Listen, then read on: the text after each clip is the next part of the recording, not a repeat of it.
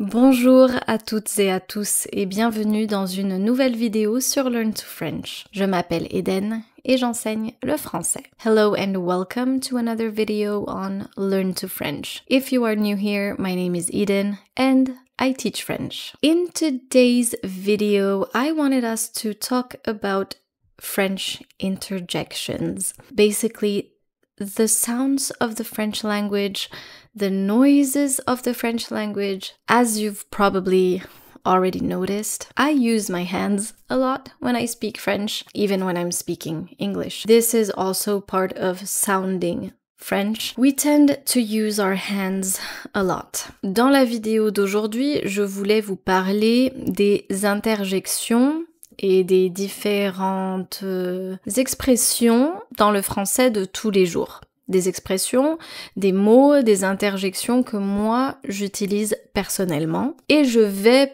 tenter de vous les expliquer. We are going to talk about interjections in French, sounds that we make in French, that I personally make in French, and colloquialisms, and I'll try to explain them to you. Qu'est-ce qu'une interjection? Une interjection, c'est un mot ou des expressions qui expriment une réaction spontanée. En français, les interjections jouent un rôle très important dans la communication quotidienne. So, what's an interjection? An interjection is a word or group of words, or it's an expression that expresses a genuine reaction to something. A spontaneous, genuine reaction.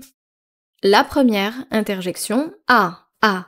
Donc a, c'est une interjection qui exprime la surprise ou bien la compréhension ou la réalisation. Écoutez bien la différence. Ah, ça c'est la surprise. Ah.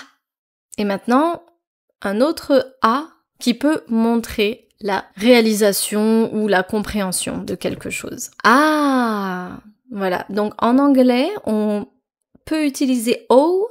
En français, on utilise a. So a is an interjection used to express surprise or understanding. Oh là là, oh là là. You've probably already heard this one before.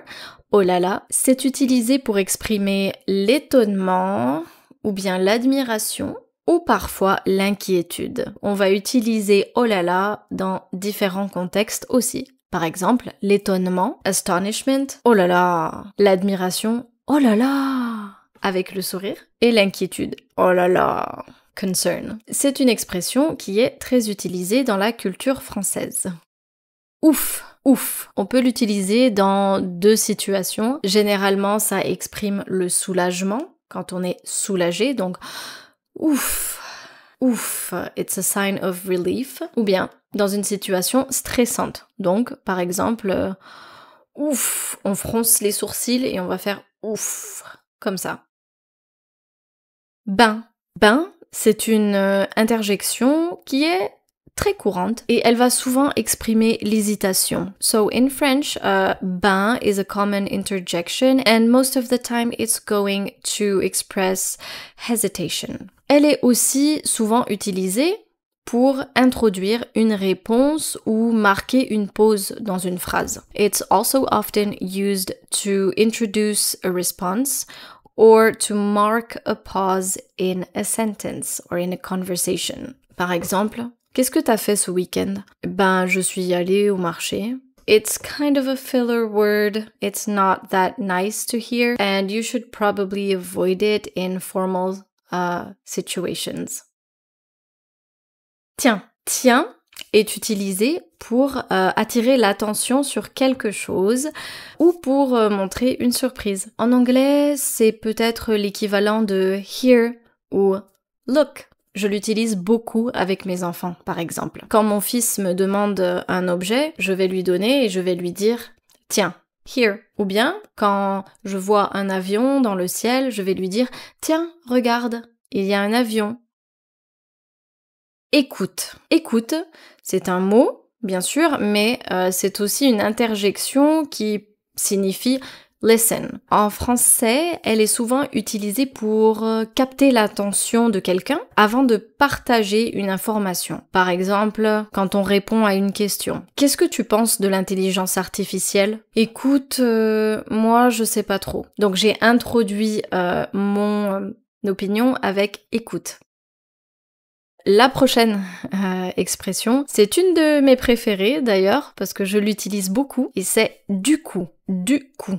Alors, normalement, c'est une expression qui signifie as a result ou bien so en anglais. Elle est utilisée pour exprimer la conséquence d'une action en général, la conséquence d'une action ou d'une situation. Hier, je suis allée au marché de Noël et du coup, j'ai mangé des gaufres. Next one, voilà. Voilà, c'est utilisé pour montrer ou présenter quelque chose. Tiens, voilà quelqu'un. Mais ça peut aussi signifier, en anglais, there you go. Donc ça peut aussi montrer la finalité de quelque chose. Ça peut aussi être utilisé pour conclure une phrase ou une conversation. Mais voilà. Une autre interjection que j'utilise beaucoup, c'est en fait. Normalement, en fait, ça signifie in fact. Elle est utilisée pour clarifier ou même pour corriger une idée précédente. Mais je l'utilise aussi beaucoup dans la vie de tous les jours. Je dirais que l'équivalent en anglais, c'est actually. Actually, c'est un bon équivalent, je pense. Ces interjections sont quand même des éléments essentiels de la conversation quotidienne en français. Elles peuvent ajouter de la nuance dans des conversations et ça peut aussi permettre aux locuteurs de mieux exprimer leur opinion, de montrer leurs émotions en intégrant ce genre d'interjection, ce genre de mots ou expressions dans votre discours. Vous pouvez le rendre peut-être plus naturel et plus fluide. So these interjections are part of everyday life conversations in French. We use our hands a lot, we use our body language a lot, so that's one thing, but interjections can be used maybe to emphasize one's emotions or their feelings, and therefore there's a better communication. If you integrate these types of interjections in your French, it might sound more natural to French speakers. J'espère que vous avez aimé cette vidéo. I hope that today's video made at least some sense to you. Make sure to share your opinion in the comments section. I am curious and I would like to know what you think of all these French interjections and expressions. Trust me, these are not the only ones. These are just some that I would use on a daily basis. Donc merci beaucoup d'être resté avec moi aujourd'hui et je vous dis à très bientôt pour une nouvelle vidéo sur Learn to French. Au revoir!